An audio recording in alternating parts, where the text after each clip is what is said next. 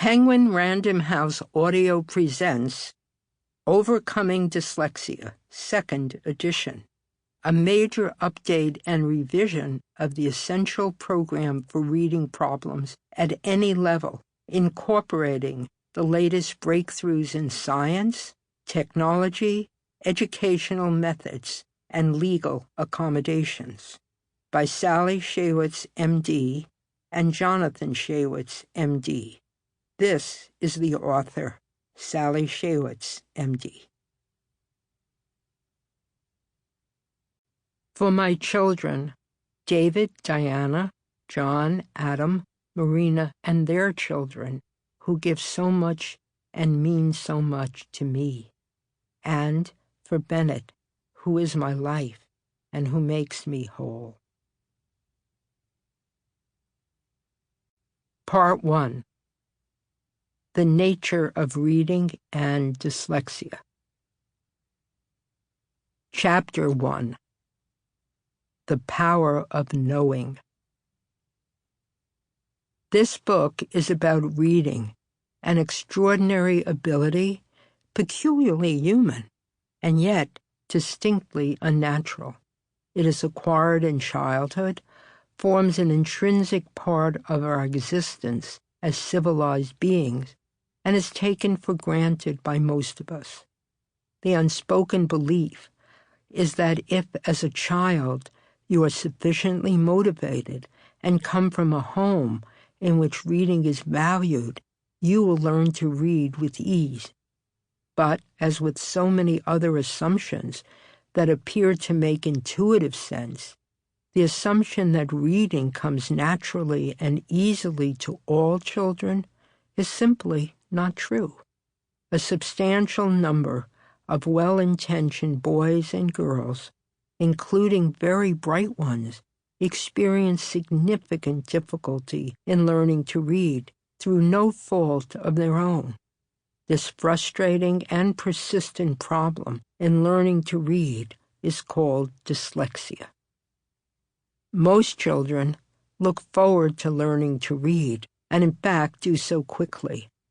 For dyslexic children, however, the experience is very different.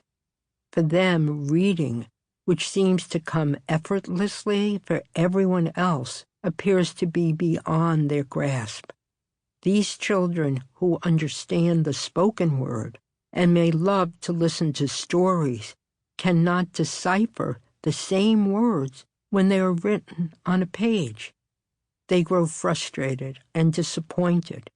Teachers wonder what they or the child is doing wrong, often misdiagnosing the problem or giving bad advice. Parents question themselves, feeling alternately guilty and angry.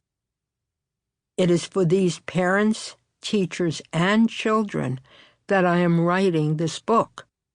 Exhilarated by new scientific discoveries about reading and dyslexia, and frustrated by the relative lack of dissemination and practical application of these remarkable advances, I want to share with you all that I know about the science of reading.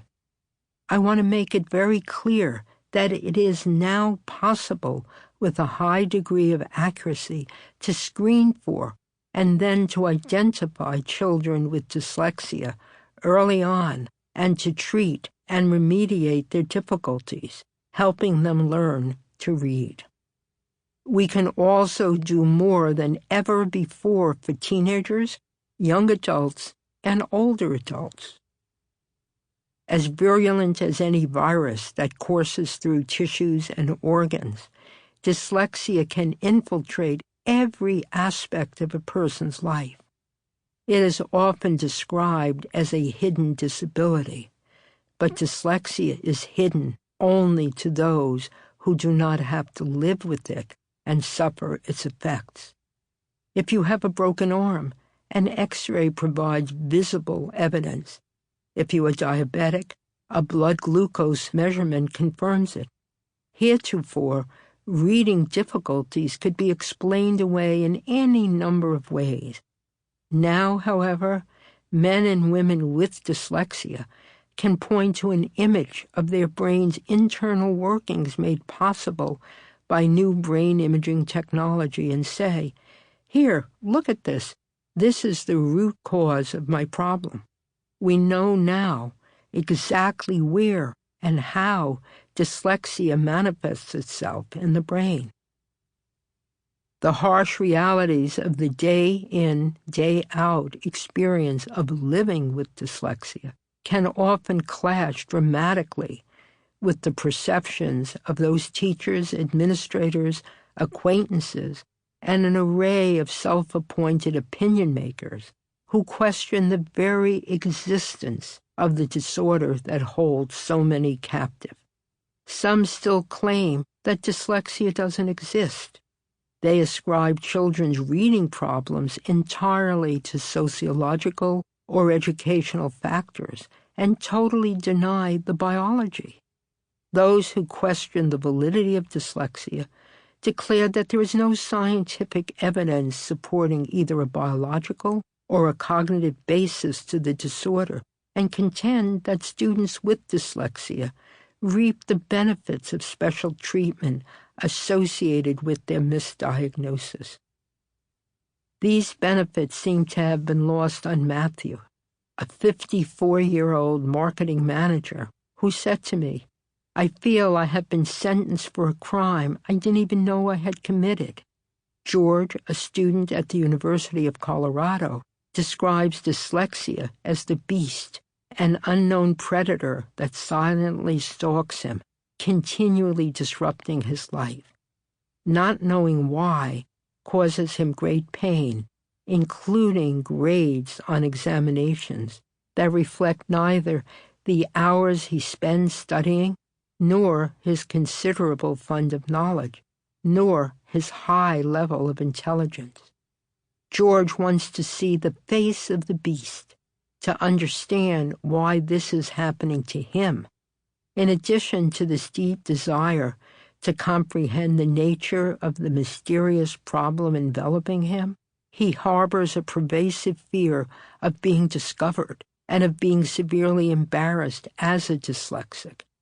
Not knowing what to expect from his dyslexia or when the difficulty will manifest itself fills George with a constant sense of apprehension. It's like it's lying there waiting for me to make a wrong move, and then all of a sudden it's there, taunting me again. Note, throughout this book, I have changed the names and some identifying characteristics of many individuals in order to maintain their confidentiality. All those who are well known to the public are identified by their real names. This all-too-common experience is now unnecessary. We know why dyslexics, no matter how bright and motivated, experience reading difficulties. Dyslexia is a complex problem with its roots in the very basic brain systems that allow humans to understand and to express language.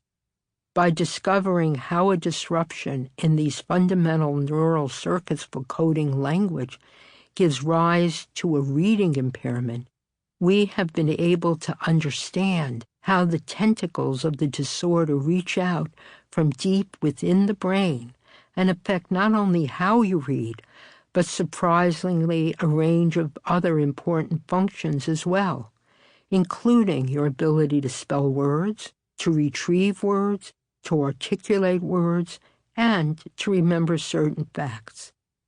For the first time since dyslexia was initially described more than a century ago, scientists can see the face of the beast, and we are now well on our way to taming and taking command of it. I remember spending hours trying to convince Charlotte, a first-year law student who is dyslexic, to seek accommodations for upcoming final exams. Charlotte was brilliant, but was an incredibly slow reader who needed and deserved more than the allotted time. Her professors respected her and she was sure to make law review. Unless... Sample complete. Ready to continue?